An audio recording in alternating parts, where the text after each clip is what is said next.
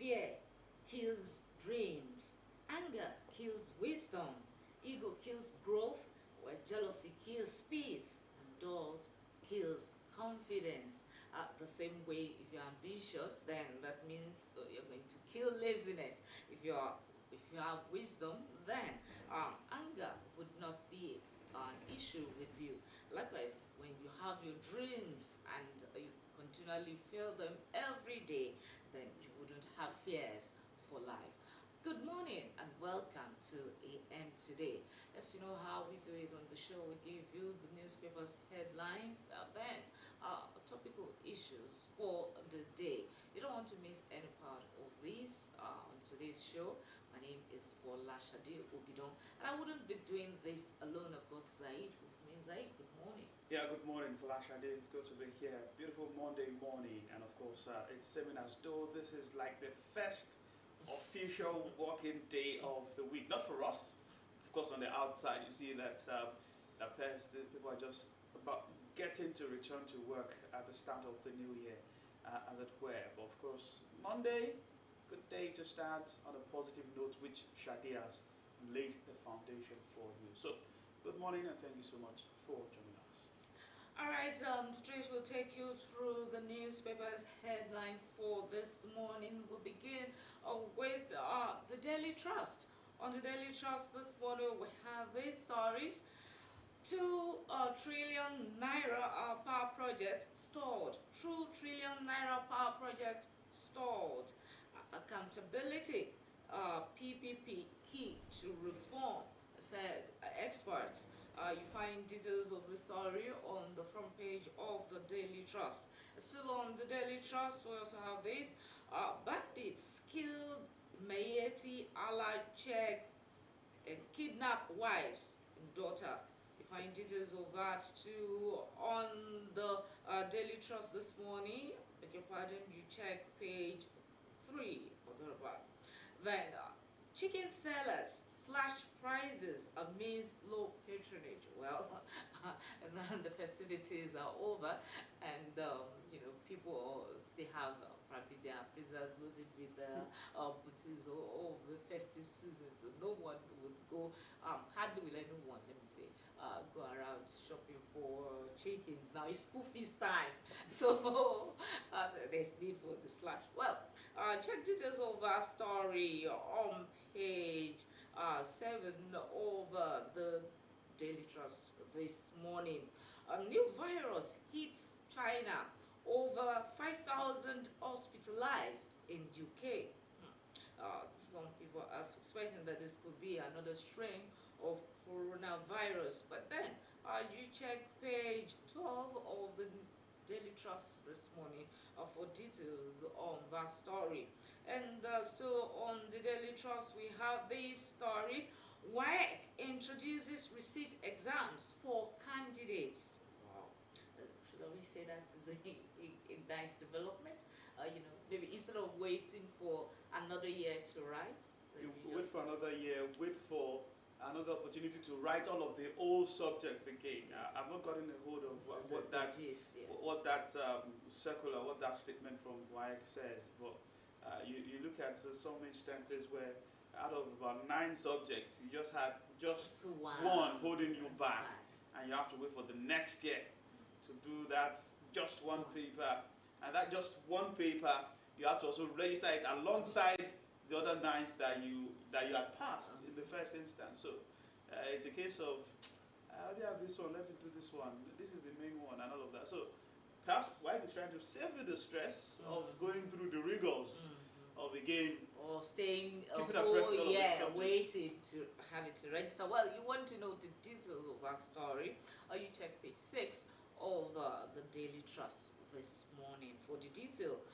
Drug trafficking. Saudi Arabia releases 3 Nigerian women after 10 months in jail. You find details of that on page 4 of the Daily Trust. 4 killed. Bank raised in Delta tanker explosion. That was a sad one.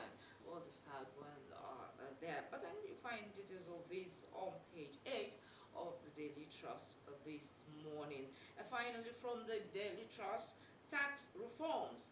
Northern Elders and KADCCMA urged more consultations. So ongoing on the tax reform. And that will be it from the Daily Trust this morning. All right, from the Daily Trust newspaper, let's check um, the Daily Times. The Daily Times for today, Monday edition, January 6, 2025. You find President Tinubu preaches unity in Southeast.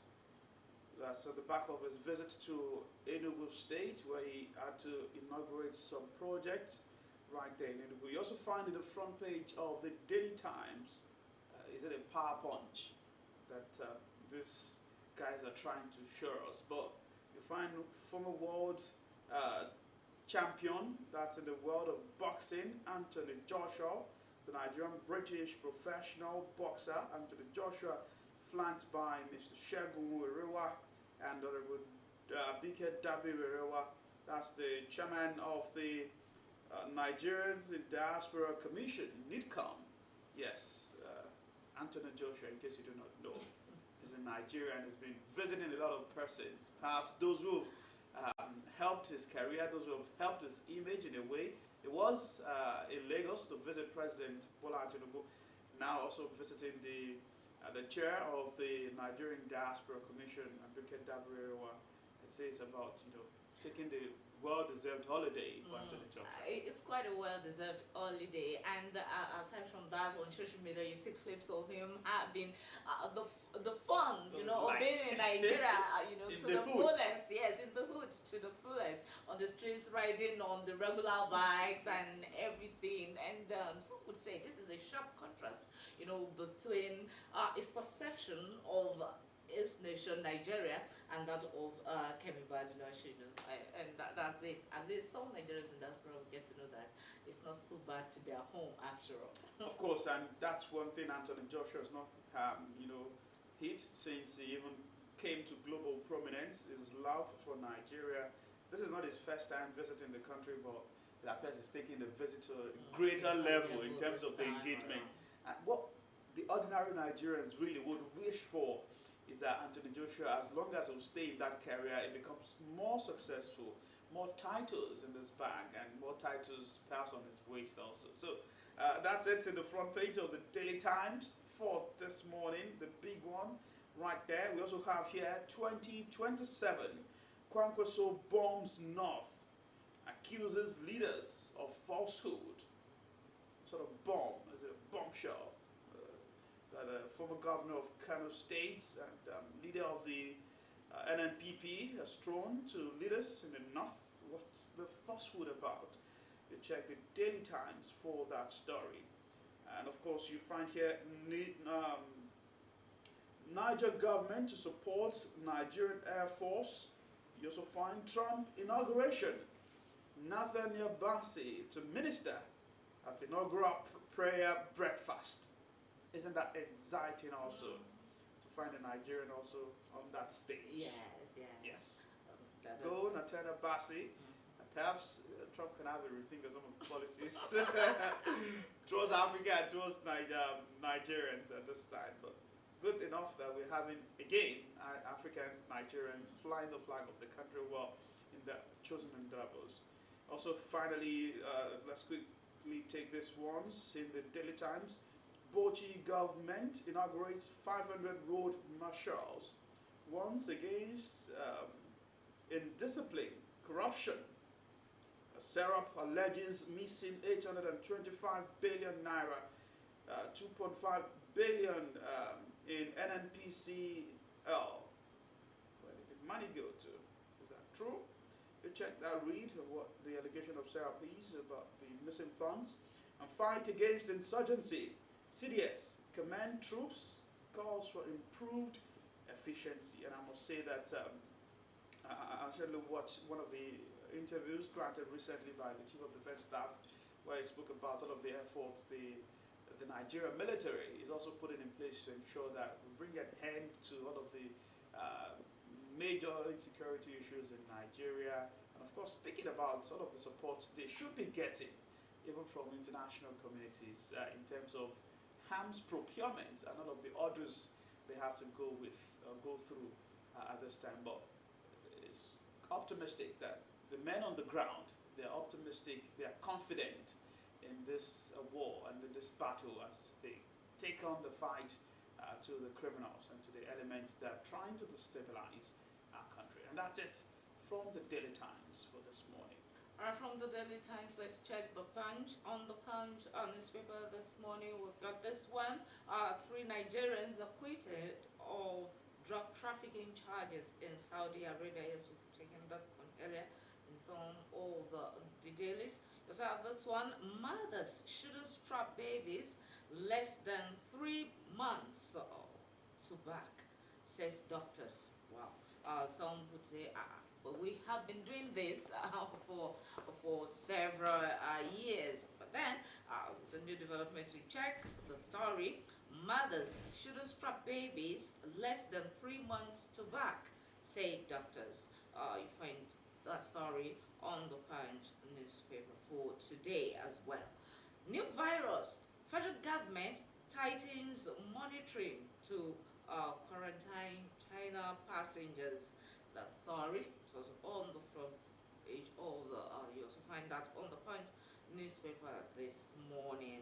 And this one, Yuletide holidays, the Lagos, Kano orders, schools resume today. Yes, as we said earlier, schools resumption, and some people too, work resumption today. So, you see on the picture, you see children returning back to schools with a backpack and all of that. The holidays are over. And you also have this one, elephant kills Spanish tourist in Thailand. The sad one there. And finally, from the entertainment, so you see Cubana chief priest denies relationship with man whom Burna Boy gifted $30,000. But that will be all from the Punch newspaper this morning. All right, from the Punch newspaper, let's check all the dailies we've got for you today. And in the New Telegraph, the New Telegraph newspaper for this morning, the bold one you'll find in the front page of the New Telegraph. 2027, Northern Bloc plans to register with INEC. Eads Goron's Council to seek South support for cohesion inclusivity. Says existing parties failed to address Nigeria's fundamental challenges. You also find more in the front page of the New Telegraph. Insecurity. We may engage local arms manufacturers. That's coming from the CDS, the Chief of Defense Staff. And NAF, that's Nigeria Air Force, recorded success in operations against banditry, terrorism. That's according to AOC. And bandits kill Katsina Meeti Allah chair, abduct wife's daughter. Army decorates first female infantry corps warrant officer. You also find here more in the political arena. PDP will produce more governors. Take Osrc in 2027. According to the NWC, Diri urges colleagues to strengthen party, save Nigeria. Christmas Day killings, Benue to give victims mass burial as farmers cry out for divine intervention. And Saudi releases 3 Nigerian women after 10 months in jail over drugs. And Nigeria's gospel artist to minister Trump's inaugural prayer breakfast. And that's still in the headline this morning. But hey, there's a study here for you in the New Telegraph newspaper. New advisory links alcohol with cancer risk. That's according to a study you find on page 26 of the New Telegraph if you grab a copy. And you also hear startups, Nigerian firms, others raised $550 million to match tops in 2024. And CBN, non-oil export earnings up 25.3% to $6.03 billion. And that's it from the New Telegraph this morning. From the New Telegraph, let's check the Guardian. On the Guardian, have this fresh agitation trails states poor execution of new minimum wage. You have a story written, just below the title plate of the Guardian there. And also we have the story, Peter Obi decries intimidation, insists on fighting for better Nigeria. Find details of that on page 7 of the Guardian. And on page 2, INEC denies plan to destroy 6 million unclaimed PVCs. You find details of that on page 2 of the Guardian this morning as well. Tinubu hails Umba for repositioning Enugu for economic growth. You find that's our story on the front page of the Guardian as well this morning. And so on the Guardian, insurgencies, insecurity to end in 2025. CDS tells personnel. Wow, that's a huge promise there. You find details of these on page 9 of the Guardian newspaper as well. Terrorists kill Meeti Allah chairman of 3 others in Katsina. The details of this is on page 30 of the Guardian newspaper. And from the power sector, Discos pay 137 billion to TCN amid persistent grid collapses. Well, check the details of that story there from the Guardian newspaper, and that will be from the Guardian. All right, away from the Guardian newspaper now, let's check some other dailies. The This Day is here, and the This Day front page you find PDP with cry of hunger, poverty. We can produce president, more governors in 2027. Jury urges colleagues to strengthen party, save Nigeria. Muhammad reiterates commitment to party's vision, contribute to national development, and several APC members join party in Bauchi. And here, the controversy around the tax reform. Oyedele, it's untrue. Tax committee didn't consult. Governors refused to meet with us. More revelations coming through right there for you on the tax reform bills, generating so many reactions at this time. Says your writers to that particular headline from the chair of the Tax Reform and Fiscal Committee, says NGF cancelled scheduled meetings 4 times. That's the Nigeria Governors Forum. 4 times. Your governors cancelled the meeting with the Tax Reform Committee. Disclosures Committee met with over 120 ulamas, League of Northern Democrats. Insist panel still willing to meet with all stakeholders. And insinuates those opposed to bills may have ulterior motives. That's it, the revelation from the chair of the Tax Reform Committee set up by the president, and you begin to wonder, where will this take us, looking at the fact that that is currently an issue. Many Nigerians, particularly different sides, taking different sides on what should be, should it go through, should it not, and that's the tax reform bill. In Enugu, Tinubu says Nigeria must encourage more private sector players into politics. Lots on Burr's performance. You'll find that and more in the This Day for today. From This Day, let's check Nigerian Tribune. On Nigerian Tribune this morning, we have the stories. Remittances from abroad show. Sorry, I take that again. Remittances from abroad show up Naira, boosts exchange rate. You find details of that on page 3 of the Nigerian Tribune. How Dirty December defied Nigeria's economic crisis. And how? Well, December was still dirty despite the economic crisis. On social media there was this post of someone's, the expense expenses the person had just Just on a night out, and you check through, it was running to thousands of naira. Somebody wondered, is this the same economy? Well, Nigerians will always find a way, because it's not surprising that some people start making savings from January, to spend on December, and when it's January we start again. But is that the way to go? Really? All right. Details of that you find on page 24 of the Nigerian Tribune this morning. Billions spent on parties, cars, hotels, concerts, fireworks, and films. Well, I'm talking about films. The box office was just. I know Shadi was part of those who decked it that December. Well, those booming with our films. We had several Nollywood films that were out, and topping that chart was Funke Akindele's movie. Ran to billions of naira. All right. Details you find on page 24 of Nigerian Tribune. NND seeks South's backing to form national party. It says new platform will be for Nigerians dissatisfied with APC PDP. Find details of that on page 22 of a Nigerian Tribune for this morning.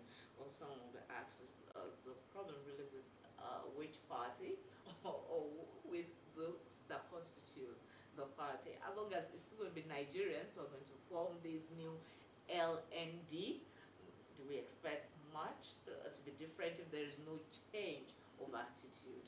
Well, that's a question that begs for answer.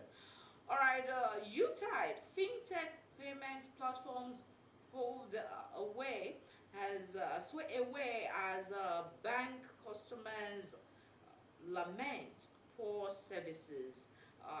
As a result of the UTIDE, fintech payment platforms hold sway as bank customers lament poor services. Find details of that on page 6 of a Nigerian Tribune. Importers seek quarterly exchange rate regime duty waiver to revive trade. You find details of that on page 6 as well.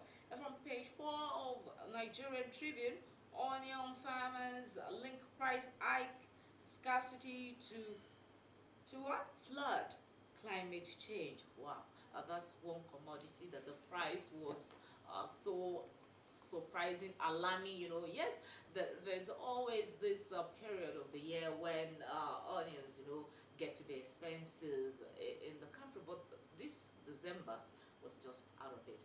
But that will be all from the Nigerian Tribune, which takes some sporting stories. Well, we'll call it a wrap. All right, let's go the way of sports. The sports Punch Sport Extra is right here with us, and of course, in the front page of the Punch Sport Extra, you find ideal target. Why Olina is perfect car worker replacement for City. So is Nigerian international going to make that move to Manchester City? What are some of the attributes that makes Olina the perfect target, the ideal target that should replace the aging car worker in that Manchester City squad? You find that read in the Punch Sport Extra for this morning. You also find here above the nameplate, Boniface suffers injury setback. And Chan 2024, Eagles B begin prep in Ikene. Ideye scores as Enyimba end 10-game winless run. I also find here Chelsea in talks with Torino over Casede, and Partey demands Brighton penalty. Milan want Olmo. Of course, here also in the world of long tennis, golf beats Swatik as US win United Cup. That's Coco Golf. Also find here Sabalenka claims 18th career title in Brisbane. And Nigeria dominate 2024 Middle Stump Cricket Awards. That's in the front page of the Punch Sport Extra. You find those. And Wokolo wins, UBO Boxer of the Year award, and of course, insiders to some of the matches that went down in some of the leagues across Europe over the weekend. Fulham played a 2-all draw against Ipswich, and the big one that's still generating reactions is the Liverpool versus Manchester United encounter, where they played also a 2-goal haul. You also find the outcome of the matches in Serie A, the Ligue 1, and the likes. So that's it from the Punch Sport Extra for you today. All right, with the sports and stories, we call it a wrap on the newspaper's headlines for this morning. We'll take a short break now and we'll return shortly.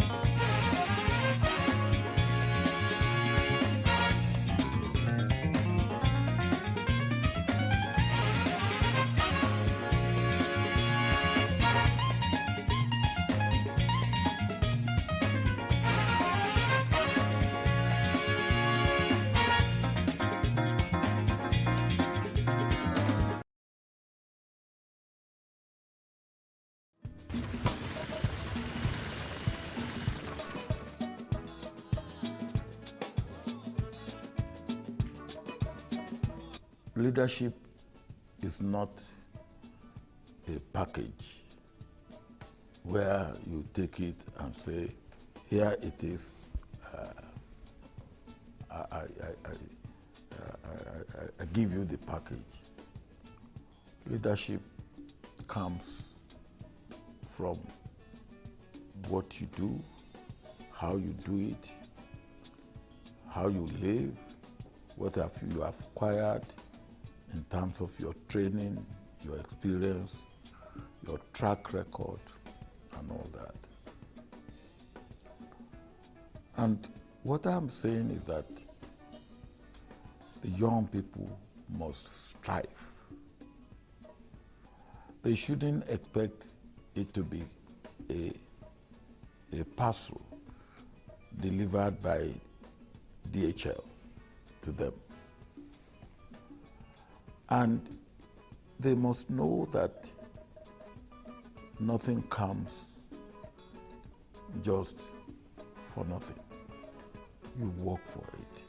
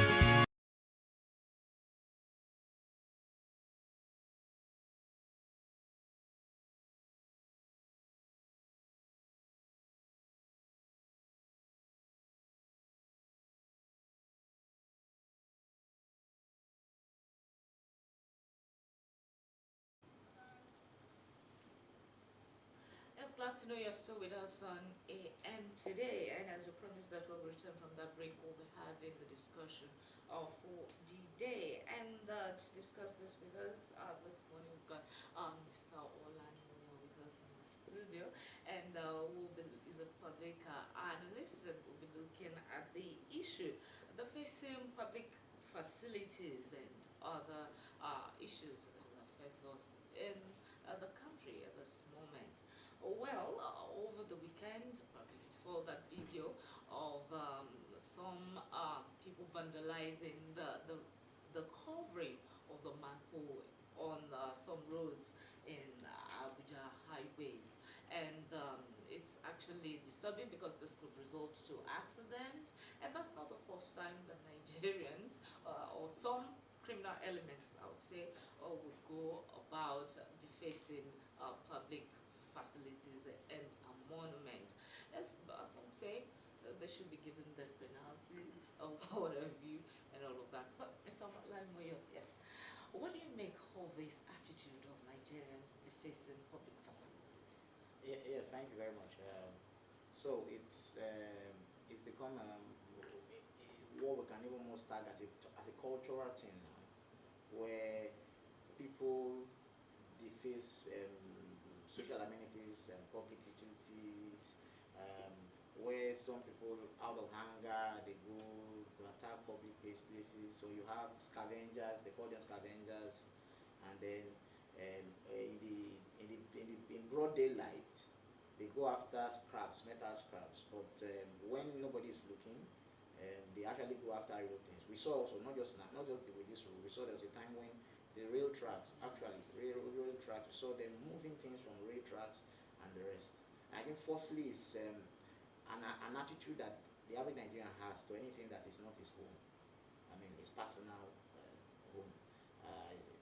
He doesn't have personal ownership of. When we see people defacing public things, we just say, "You see your own money. You see your money that was used to buy it." So why are you bothered about it? But I think if we re-engineer that social attitude to ensure that people can challenge anybody who is trying to deface public utilities or social amenities like that, then we can start nipping this thing in the bud. Because I tell you, some of these things can be done in the broad daylight and nobody will challenge them because what's your own business? Is it your own? Is it your father's property? Yes, but again, there's also the serious angle to poverty that we also have. There's a serious angle there. But someone will say that if it's poverty, why can't these people opt to sweep or to do some manual jobs, instead of resulting to destruction? Yes, thank you. There's a level of deprivation that a person can have, and he wakes up one morning and what he's looking for is how he wants to be getting all these kind of things we are talking about. I mean, if you're gainfully employed, the amount of people who have time for such vandalism will be completely limited. It's not as if that they need to take off those things to maybe access mineral resources. It's not that. That's a different case. What they're actually going after is that metal substance. I'm not also saying that we don't have people also do this also, even to transformers. People clearly, because they see that it's a thing of value. But you see where some of these people are moving rail tracks, and you just wonder that do they actually know that this thing is of greater value and of greater importance where it is than what they want to go and make from it. So there must also be widespread orientation, which I think we are not doing enough of, where we ensure that the general public are alert to it, that if we see anybody trying to touch public property, you have a duty to report, you have the duty to raise an alarm. I mean, people even raise alarms more if they see their neighbor's property being touched than when they see public or government property being touched. It's easier for you to say, oh, they want to steal your friend's vehicle or your neighbor's vehicle and say, hey, and people can raise alarm. But if you see that somebody is just crashing a government, they just, even look at it when there's an accident or something in the street and somebody just runs into maybe a structure that the government has just put, maybe a divider or something. They move on and nothing happens. They move on, nothing happens. So it's a social attitude. It's an attitude that we have that has to be re-engineered, and it will take time and concerted efforts to get us to where we need to be. So because I was about asking that, how do we start re-engineering this social attitude, you know, knowing that sometimes the people found doing this, you know, sometimes they're underage, probably sent by an older person who knows that, well, because they are underage, they are, the law, you know, will be tender is the issue of the Kano State children, you know, who took to the streets during the End Bad Governors protest last year, you know, hundreds of them, and several civil societies were shouting, how could we, you know, apprehend children, put them in incarcerations and all of it.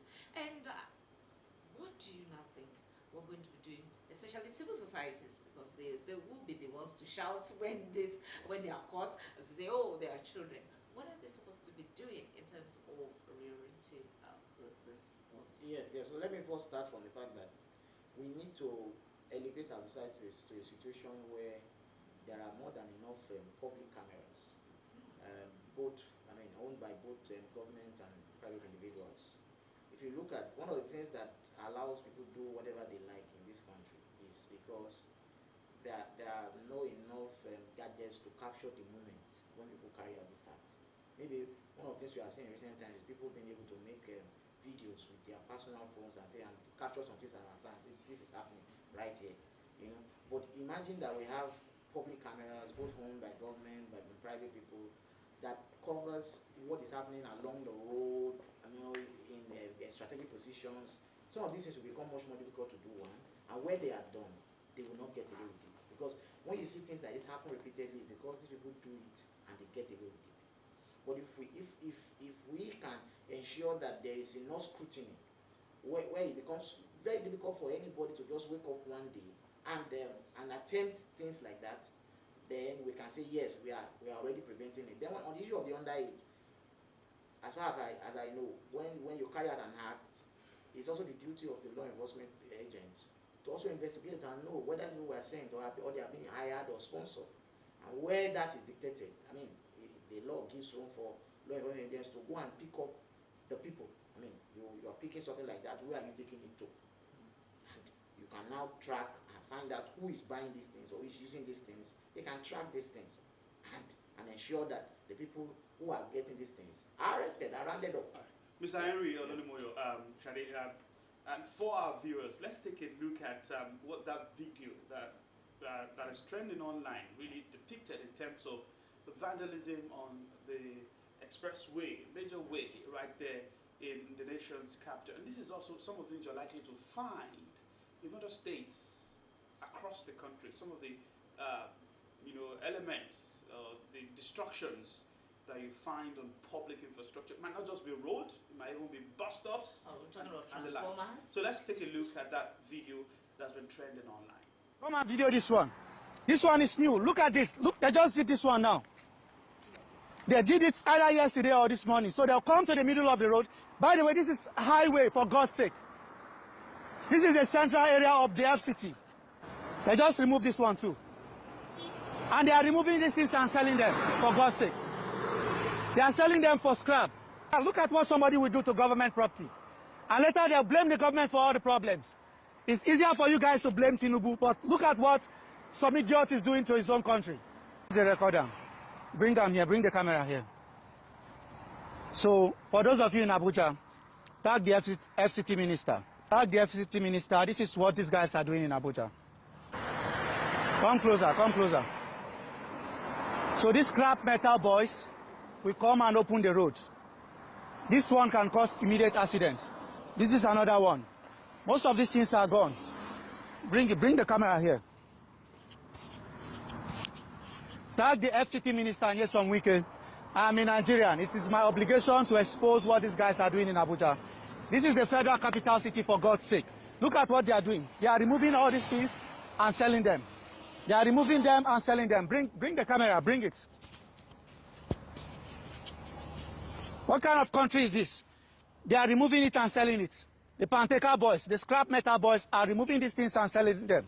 Let's go back to that place. At the center of the road, somebody will just come and remove all these things that are for the sewage system. Tag anybody you want to tag. Tell them this is what they are doing in Abuja. They have removed this one as well. Bring the camera. At least this one is still intact. But they are removing them and selling them. So this one is still fresh. You see, they just removed this one. They just removed this one. Maybe last night.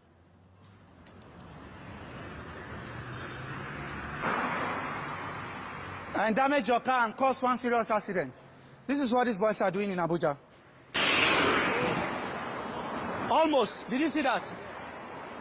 See that? Watch what this car will do now. This car is not seeing what is going on. Record this car. You see? Almost. You see that? This is exactly what they are doing. They just removed this one last night. Bring the camera close. Bring the camera. This is the center of the road. You know? This is how deep. Take a wide angle lens. Let's let them see how this thing is. Just from under the bridge, if you are driving to this place, what is the name of this area? Central area. This place is central area. You see, he didn't see it. Most of them are not seeing it. This is the problem. This is the situation these boys are creating in Abuja. They are coming at night and removing all these metals and selling them for scrap. This is supposed to be government property, and some bunch of idiots are removing it and selling it. This is supposed to be government property. Tag anybody of influence, you know, in Abuja. Very dark man, you know, Nelson Wike, anybody. So you have it there. A passionate Nigerian, really disturbed about what exactly is happening to public infrastructure. And you find his lamentation right there. Putting up to to the public space for everyone to see, for those in authority to also know, because there are a lot of issues, a lot of angles to this conversation. When this happens overnight, the next morning, is the authority even aware? How many weeks does it even take the authority that has put that in place to even, know that something is wrong with that facility that it has just that had just been, put in place or destroyed in the first instance and all of that. So it tells you that there is a collective angle to all of this conversation that we're having around building that Nigeria that we really desire. Mr. Lonimoyo, part of the conversations we were having while that video was running was that happening unchecked. It's likely that they move to another location. They repeat that same thing. They take one, they take two, they take three. And all of this goes unchecked. And all of this appears to be untraceable. How concerning is this? Yes, that's why, and that's the Federal Capital Territory, and so one would expect that the Federal Capital Territory the capital of a whole nation in the year 2025 should have CCTV cameras across major highways like this. Not for, of course, like total surveillance. Surveillance, such that nothing happens on those roads that is not being covered. How do you even carry out traffic regulations? How do you secure the city if you can't cover things like that? And I'm sure some of these things might have happened maybe a month, 2 months, 3 months before they discover that these things have happened.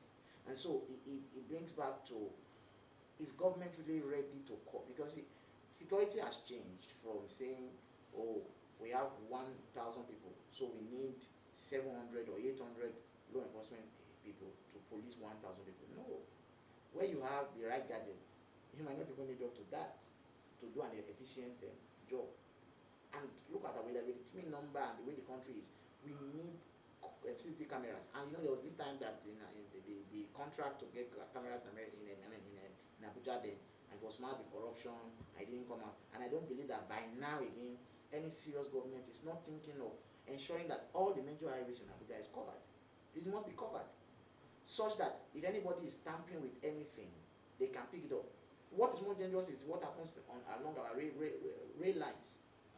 And I think rail lines should be structured such that if anybody is tampering with any of the thing, their system, the control unit should be able to know that something is happening. You'd also recollect also that was maybe about 2 years ago when the Tantita security network of government Mopolo, when we got the contract from government to monitor our pipelines, discovered that people actually welded actual pipelines to the main legal pipeline of the country. For diversion. For diversion, and it was a lot of kilometers. And you wonder if people can actually weld something like that, and the control station cannot pick up that there's a drop in pressure or there's a diversion of resources. It just shows you a lot about the country. I was about to say, because at this rate, people will just come and pick up a metal something in the Aso Villa, and then we say, how did it go wrong? So I think there is the angle of surveillance. We are not doing enough surveillance in the country. Apart from citing this surveillance infrastructure, another thing is keeping a tab on what the surveillance, is covering. Because we've had instances where there are destruction or criminal activities at some point, and when you ask for the footage, then you hear that the camera was off at that point, or there was a fault in the system, and what have you. So the people and even the government, have a long involved in an accident or so, and in one of the European countries, and the news came out that traffic cameras caught the fact that he was on his phone before an accident. I mean, that accident actually happened. Or no, it was after the accident. Traffic camera caught him another time using his. There are even cameras to capture people who are driving, to know whatever they are doing wrong while they are driving, not to now talk of the main road itself. And I agree with you that sometimes we have situations where there is surveillance cameras, but nobody is monitoring it, such that the event eventually happens and the person gets away with it before we now start saying that, oh, let's go and check the footage. So government must be deliberate about this. I mean, Abuja should have an expansive surveillance room, control room, where all the major roads in Abuja are on the screen, and there are people who are watching it in real time on a daily basis. All right. Mr. Alonimoyo, perhaps we'll just switch gears from the conversation around defacing public facilities to some other issues that appears we are carrying over into year 2025 as a people, as a country. And part of what the conversation is around at this time is the issue of the tax reform bills. It started in 2024, late 2024. Moving into 2025, the conversation seems unending. And what you find in the front page of the This Day newspaper is even more disturbing this time around when you look at the conversation around, was there enough consultation? Was there not? Were people carried along? Let me read it to you. The headline in the front page of the This Day this morning says, that's coming from the chairman of the Tax Reform Committee, says, Oyedele, it's untrue. Tax committee didn't consult. Governors refused to meet us. Says NGF cancelled scheduled meetings 4 times. That's the Nigerian Governors Forum. Discloses committee met with over 120 ulamas, League of Northern Democrats. Insist panels still waiting or still willing to meet with all stakeholders. And finally says, insinuates those opposed to bills may have ulterior motives. In all of this conversation, it's unending, and it's still 2025. The House, the National Assembly will soon resume, and they will again start dusting the conversation. We also heard that the president sent emissaries to the northern region of the country to say, look, try and make these guys understand all of the conversation. But when you hear all of the revelation by the chairman of the tax committee, what comes to mind? Yes, to be fair to the chairman of the tax committee, Mr. Oyedele, I mean, when I had there was this town hall meeting he did on national television last year when it was gathering a lot of dust, and he had empirical facts that he consulted. I mean, even without meeting the governors itself, they had meetings with the chairman of state internal revenue services all across the country, several meetings, and there's no way you'll be holding that kind of meeting as the head of an internal revenue service that your finance commissioner will not be aware, and the finance commissioner should be able to also push it up to the governor. And so I think it's not a case of not consulting, it's a case of the fact that people have clear issues with sections of that bill, and I think that is the issue, that reform. People have clear issues. So if today the president was going to say, I'm going to have a round table with the governors, and I'm going to talk about this, the truth is, clearly some people feel that that tax reform bill is not in the interest of a part of the country. But you know, where I stand on this issue is, see, part of the hallmark of leadership is actually taking challenge, getting challenge, allowing things to move you from your comfort zone. I mean, I see the way we are fighting and bickering over VAT, who gets what, who gets when do they get it, and the rest. I think we have been too comfortable for a long time, particularly governors in the country. Too comfortable. I mean, you have governors just sleep, wake up every day, and it's like we have trained ourselves on how to spend money without really getting ourselves interested in how do we make the money as an institution, as government, and we are not doing enough. I mean, so you see how much more are northern governors doing, and I'm not just saying other governors also. You come also to south to the governors in the south and southeast, south and southwest. Are we doing enough to build up our revenue profile? We are not doing enough. We are not doing enough, and I'm not talking about just going to tax people the more. We are not doing enough. I can tell you for sure that in most of our states, some industries, factories can close, and the government will not be aware, and of course the commissioner for maybe commerce and industry might not even be aware, and for them, it's that they are not bothered by that.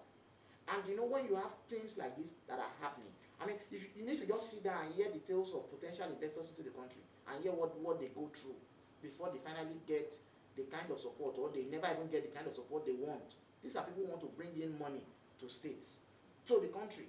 The hurdles they need to face, sometimes it shows you that we are actually not ready. So for me, I think this is not an issue of not consulting. Clearly, the bill has been painted to appear anti-north. For me, I don't want to go along that line. It appears that some people feel that bill favors Lagos State, Rivers State, you know. Why is a disadvantage to some northern states? And I think that is why clearly now it's not a case of consultation. It's not a case of, it's just clearly a case of we don't want this bill to fly.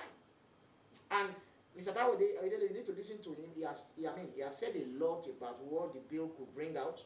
That actually is actually pro-poor. I mean, that they are going to take, the government is going to take its foot off the people who are earning less and put greater demand on people who are earning more. Is it a case of some persons perhaps not wanting the poor to breathe?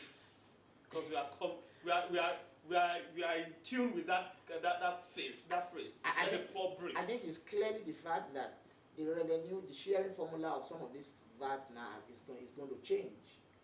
And I think it's more about the source of where some of these VAT are generated. Because some people feel that because most of these companies, their headquarters are in Lagos or in some other places in the south. And so because of that, if you start to share the VAT, the value-added tax that comes up annually, based on where these people are headquartered, or where people pay this VAT from, then some other states that do not have these companies headquartered in their states will be disadvantaged. And I've had some of the Nara governors, particularly the governor of Nara State, speak about this. They say, Sikop, are you saying that people in the north are not consuming some of these things? They are consuming a lot of these things. So how come these companies cannot pay from those states? But clearly, if we sit down, and I think this is a time, and for me, I'm all for anything that will ruffle feathers in this country. Ruffle feathers in what sense? I mean, ruffle the feathers of our executive governors. Something that would cause us to look deeper and look into other areas. Just like local government autonomy is ruffling feathers. Exactly. And you know, for me, it's becoming one too many for governors now, because it appears now that the revenue for local government is about being taken away from them, and now VAT is taking it down. Then I wonder what is left. Really, wake up. Let's do much more. Are governors doing enough about farming and agriculture? We're hearing in Nigeria where some governors are converting tourist attractions and they're turning into estates.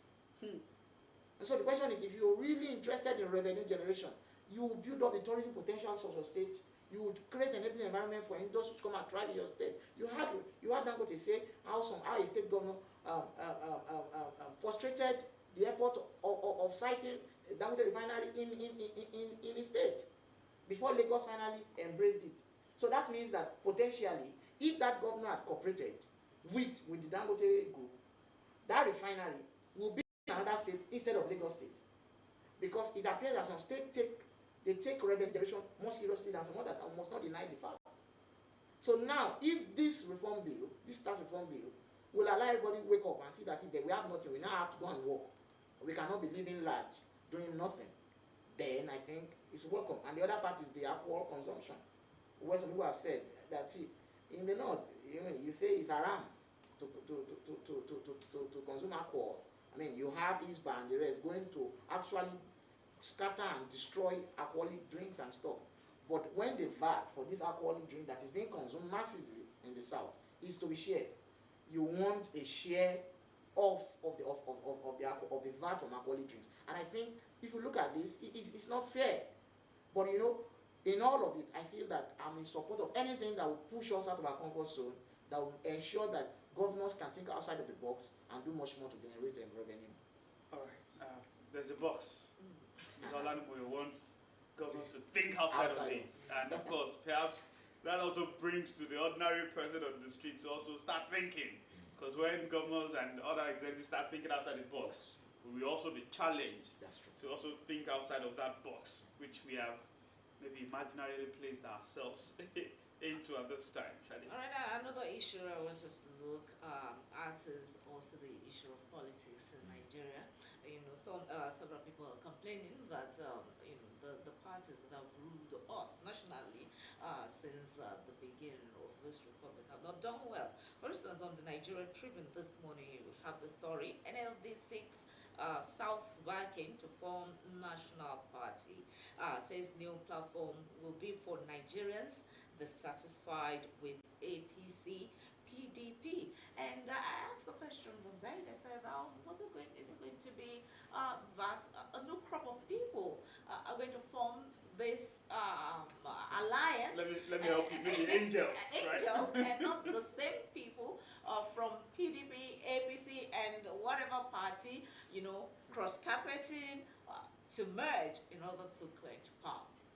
Yeah, now you see. Will the case be different?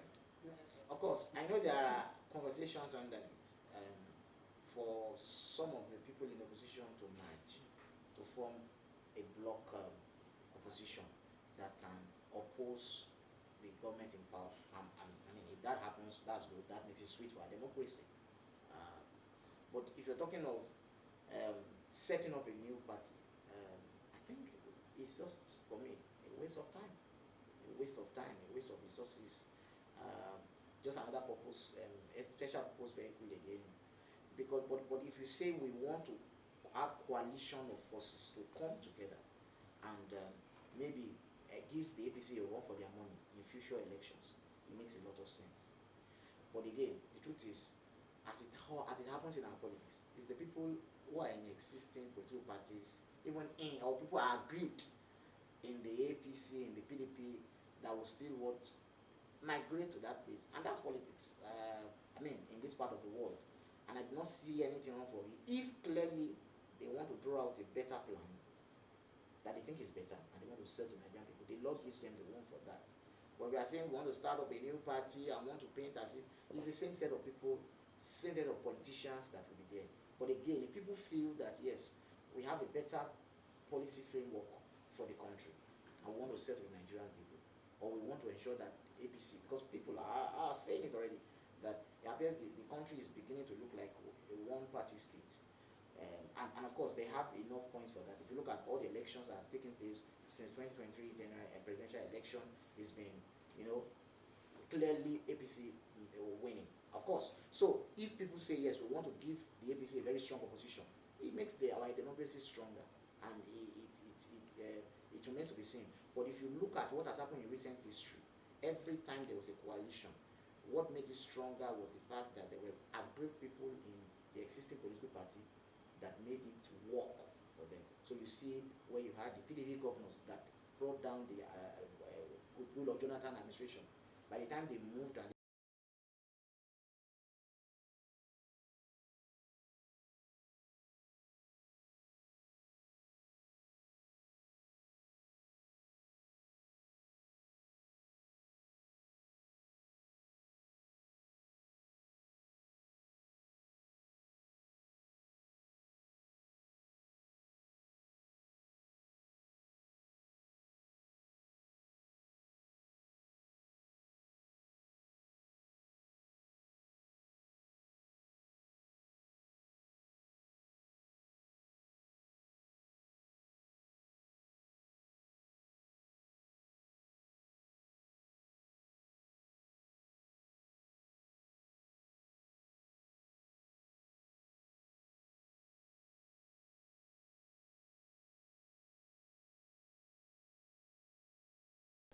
also part of even the affairs of the country. That's why I feel that I'm in support of one tenure, but a longer tenure allocation. If you look at what has happened in our administration, this president was sworn in on May 29, 2023. And it took him maybe the first 1 year to sort out the court cases. I mean, he dragged up till towards the end of 2023 before it was true to be sure that now he is now the president and his mandate cannot be challenged. Now, probably now has the whole of 2024 for governance. Now we're 2025 now, and I can tell you that by next year, all political parties will be having their presidential primaries. So the question is, do elected political officials, do they really have time for governance? We don't. We don't have time for governance. And if we need to look at a 5-year, 6-year, single term at that, now I'm telling you, and you can take my word for it, between now and the end of the year, there will be massive politicking. You will see a lot of things happening. I mean, you've seen the president now, almost our newspapers now, is wearing the Igbo regalia. It wasn't anywhere. It has started. It started. But then we had presidents, we had governors spent 2 tenures, had 8 years in office, and still people still complain at the end of the 8 years that now you need to do the analysis of the 8 years, because the first 4 years will go like I've just analyzed.